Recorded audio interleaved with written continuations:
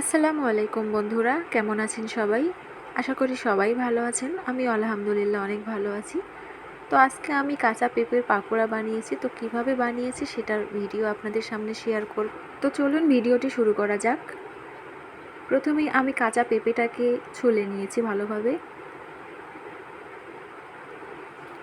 তো কাঁচা পেঁপেটা ছুলে নেওয়া হয়ে গেলে সেটাকে আমি একটা ভেজিটেবল কাটারের সাহায্যে ঝুরি করে নিয়েছি। আপনারা এই কাজটা চাইলে বটি দিয়েও করতে পারেন কুচি কুচি করে।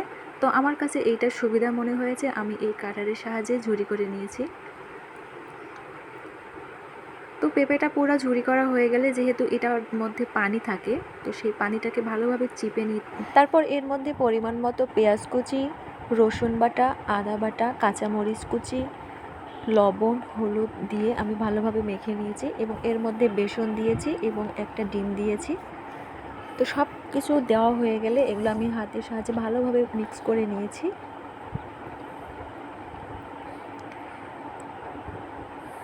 তো এখন এগুলো ভাজা হচ্ছে। তো ভাজা হয়ে যাক, এর মধ্যে আমি একটা গুরুত্বপূর্ণ কথা বলতে চাই। সেটা হচ্ছে, আপনারা যারা একদমই নতুন পেজ খুলেছেন তারা চেষ্টা করবেন লং ভিডিও সাধারণত 2 মিনিট বা খুব বেশি হলে 2.5 মিনিটের মধ্যে দেওয়া। কারণ খুব বেশি লং হয়ে গেলে আপনার ভিডিও অনেকে দেখতে চাইবে না, ইগনোর করবে।